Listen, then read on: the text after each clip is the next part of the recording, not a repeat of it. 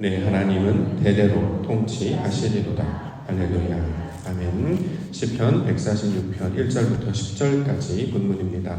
여호와 하나님에게 소망을 두는 자, 여호와 하나님에게 소망을 두는 자라는 말씀의 제목입니다. 오늘 세 달 기도회로 모였는데요. 2025년 2월 첫 새벽을 우리 말씀과 기도로 깨우고 있습니다. 이 말씀과 기도로 깨우는 것으로 말미암아 2월 한 달도 우리 하나님과 함께 동행하시며 나아가시는 우리 믿음의 성도님들과 교회가 되기를 주님의 이름으로 간절히 축원합니다. 어제 우리가 복 있는 자에 관한 말씀을 받았는데요. 이어서 오늘도 복 있는 자에 관한 말씀 함께 받고자 합니다. 성경에서 복을 말할 때 그 복은 하나님과 관련되어 있는 내용이었습니다. 따라서 하나님의 백성으로 사는 자를 성경은 복이 있다. 자, 이렇게 말씀하고 있는데요. 오늘 본문에서는 하나님께 소망을 두는 자도 복이 있다. 하나님께 소망을 두는 자가 복이 있다. 자, 이렇게 증거하고 있습니다. 5절 함께 읽을까요? 시작. 야곱의 하나님을 자기의 도움으로 삼으며 여호와 자기 하나님에게 자기의 소망을 두는 자는 복이 있도다. 자, 하나님을 도움으로 삼고 하나님께 소망을 두는 자를 복이 있다. 모두 하나님과 관련된 내용으로 다시 우리 가운데 가르쳐주고 있습니다. 사람은 혼자서 살아갈 수 없습니다. 왜냐하면 힘이 없고 능력이 없기 때문이죠. 예컨대 짐승들은 자신을 지키기 위한 특징들을 한 가지씩은 가지고 있습니다. 날카로운 이빨이 있거나 날개가 있거나 빠른 발이 있거나 힘센 다리 등이 있어서 어느 정도 자신을 지켜 나갈 수 있습니다. 자, 그래서 짐승들은 혼자서 살아갈 수도 있게 되는 것이죠. 반면에 사람들은 이런 특징들이 없습니다. 그냥 벌거벗은 아이처럼 자기 혼자 살아가면 혼자서는 살아갈 수 없게 되는, 힘이 없고 능력이 없는 자로 이 세상 가운데 살게 됩니다. 자, 따라서 사람은 혼자서 살아갈 수 없고 무언가를 의지하거나 무언가를 붙잡거나 어떤 것에 도움을 받거나 보호함을 받아야 살아갈 수 있다라는 말입니다. 자, 그래서 사람이 지킬 수 있는 힘과 능력이 없기 때문에 하나님께서는 우리에게 돕는 것, 이걸 이제 돕는 배필로 번역을 했는데요. 자, 돕는 배필을 주셨다. 성경 그렇게 증거합니다. 창세기 2장 18절 말씀에 보시면 여호와 하나님이 이르시되 사람이 혼자 사는 것이 좋지 아니하니 내가 그를 위하여 돕는 배필을 지으리라 하시니라. 자, 돕는 배필은 결혼할 이성 상대를 가리키는 말이 아니라 사람이 혼자 살아갈 수 없기 때문에 무언가의 도움과 힘을 받아서 살아가는 것을 가리키고 있는 말입니다. 그래서 성경에서 말하는 돕는 배필은 무엇이냐면 하나님의 말씀이 되는 것이죠. 그래서 신명기 8장 4절에 보면 너를 낮추시며 너를 줄이게 하시며 또 너도 알지 못하며 내 조상들도 알지 못하던 만나를 내게 먹이신 것은 사람이 떡으로만 사는 것이 아니요 여호와의 입에서 나오는 모든 말씀으로 사는 줄을 내가 알게 하려 하심이니라. 자, 사람은 혼자 살아갈 수 없다라고 하는 것. 그렇기 때문에 무언가의 도움을 받아야 돼. 그 도움이 바로 하나님이시다. 이걸 가리키는 말이고 우리가 직접적으로 하나님을 알 수 없기 때문에 하나님은 말씀으로 자신의 영광을 나타내 주셨습니다. 그래서 율법을 불판에 새겨서 우리 가운데 주셨고 말씀하시는 성전으로 그리스도 예수께서 오셔서 우리 하나님의 뜻이 이런 것이다 하는 것을 가르쳐 주셨다라는 거죠. 그러므로 사람들은 하나님으로부터 지혜를 얻고 하나님으로부터 힘을 얻고 하나님으로부터 능력을 얻어서 세상을 놀랍게도 다스리는 복을 얻게 됩니다. 너희가 땅에 생육하고 번성하여 충만하고 땅을 다스리라 이렇게 얘기하잖아요. 아니 날카로운 이빨도 힘도 날개도 빠른 발도 힘센 다리도 없는 그 연약한 몸뚱이가 어떻게 세상을 다스릴 수 있는가? 바로 하나님으로부터 오는 지혜와 능력을 받을 수 있기 때문입니다. 그 유일한 존재를 하나님의 형상을 닮은 사람을 통해 만드셨고 사람은 언제 어디서든지 바로 하나님으로부터 그 도움을 받아야 살아갈 수 있음을 우리 가운데 가르쳐주고 있다라는 것이죠. 자, 문제는 하나님은 영이시기 때문에 우리가 그것을 직접적으로 알 수 없기 때문에 말씀을 통해서 주의 성령의 능력을 통해서 이것을 만나게 해주셨습니다.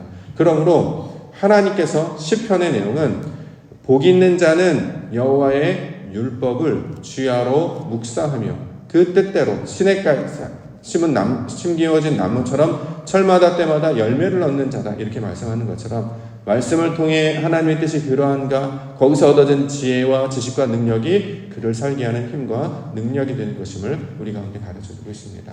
그러므로 인생 가운데 우리 모든 성도들이 우리가 받아야 될 그 도움은 바로 여호와 하나님이시다, 이렇게 성경은 증거하고 있는 것이죠. 우리가 다시 예배로 나와 찬양하며 예배하며 기도합니다. 왜 그러냐면 하나님으로부터 도움을 얻기 위해서. 이처럼 하나님께 도움을 얻기 위한 그 자를 성경에서는 하나님께 소망을 두는 자다, 자, 이렇게 말씀하고 있습니다. 우리를 넘어뜨리려고 하는 환경들, 또 낙심케 하는 모든 일들, 그러나 이것 가운데서도 놀랍게도 사람들은 다시 일어설 수 있습니다. 왜냐하면 천지를 지으신 여호와로부터 도움을 얻는 자들은 다시 일어날 수 있다라는 것이죠. 우리 첫 시간을 하나님을 우리 함께 바라보시며 하나님으로부터 도움을 얻고 소망을 두므로 말미암아 하나님의 거룩한 백성을 살아가시는 우리 이월한 날 되시기를 주의 이름으로 이제 축원합니다. 자, 두 가지 보겠습니다. 찬양하는 것 1절과 2절. 할렐루야, 내 영혼아 여호와를 찬양하라. 나의 생전에 여호와를 찬양하며 나의 평생에 내 하나님을 찬송하리로다. 자, 이 시편 이 마지막 하반부는 다윗의 시로부터 계속 연결된 시로 우리 가운데 가르쳐주고 있기 때문에 이 시를 누가 지었는가를 보면 다윗의 시구나 라는 것을 알 수 있게 됩니다. 다윗의 일평생 가운데 감당한 신앙의 가장 특징적인 목표는 모양은 바로 그는 하나님을 찬양하는 자였다라는 거죠. 도움을 하나님께 구하고 믿음으로 말미암아 다시 일어설 때 우리 성도들에게 주신 가장 큰 능력은 바로 찬양의 힘과 능력으로 일어서게 하시는 것, 이것이 하나님으로부터 우리 가운데 허락하신 도움의 내용이 되는 줄 믿습니다. 우리가 힘들기 때문에 노래하지 않습니까? 또 도움을 간구하기 때문에 찬양하지 않습니까? 그러므로 힘들고 어려울 때마다 우리 하나님을 기억하신 자들, 우리 가운데 가르쳐 주신 이 찬송, 이 찬양을 우리 심령 가운데 선포하며 찬송 가운데 나아갈 때 하나님의 은혜와 영광이 우리 가운데 나타나는 것을 믿습니다.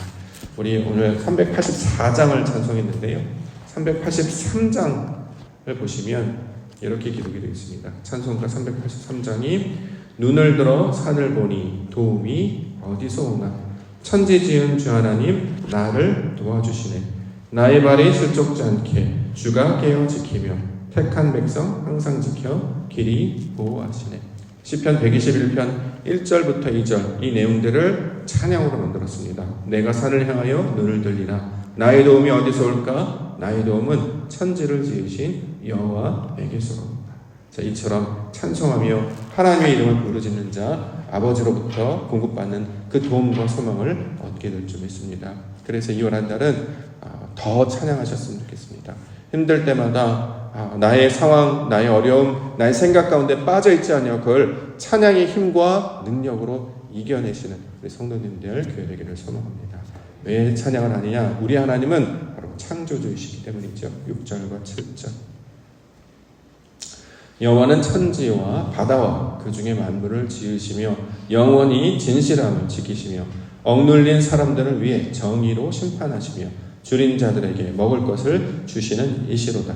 여호와께서는 갇힌 자들에게 자유를 주시는도다. 하나님은 모든 만물을 창조하신 창조주이실 뿐만 아니라 구속하신 구원의 주님이시며 우리에게 힘과 능력이 되시는 하나님이십니다. 그러므로 그가 모든 만물을 지으셨고 지키시고 심판하시며 마침내 자유를 주신다, 이렇게 말씀하고 있습니다. 어렸을 때 살아갈 때 부모님들이나 어른들이 늘 항상 해주셨던 말씀들이 있어요. 뭐냐면 착하게 살아야 된다라는 말이었어요.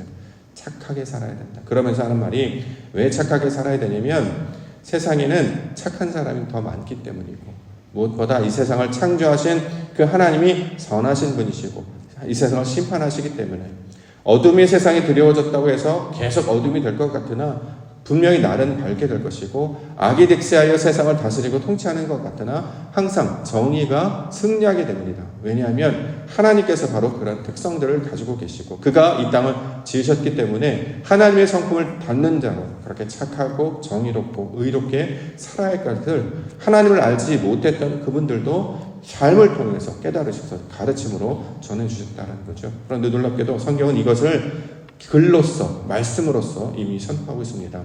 우리의 하나님이 창조주시고 그가 심판하시고 그가 갚아주실 것이기 때문에 당장은 억울하고 당장은 분하고 당장은 속이 상할지 모르나 우리가 찬양하며 하나님의 통치하심을 바라는 자도 나아갈 때 마침내 우리 하나님의 역사가 우리 가운데 나타나게 될 줄 믿습니다.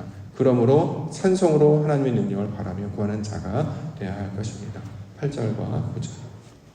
여호와께서 맹인들의 눈을 여시며 여호와께서 비굴한 자들을 일으키시며 여호와께서 의인들을 사랑하시며 여호와께서 나그네들을 보호하시며 고아와 과부를 붙드시고 악인들의 길은 굽게 하시는도다. 놀랍게도 우리 하나님은 연약한 자, 가난한 자의 편에 서셔서 늘 그들을 도우시고 보호해 주십니다. 우리가 가난하고 연약하고 낙심하고 무너질 때 그냥 내버려 두지 않으시고 찾아오셔서 위로하시고 다시 힘을 주시고 이를 일으켜 세워주신다라는 것이죠.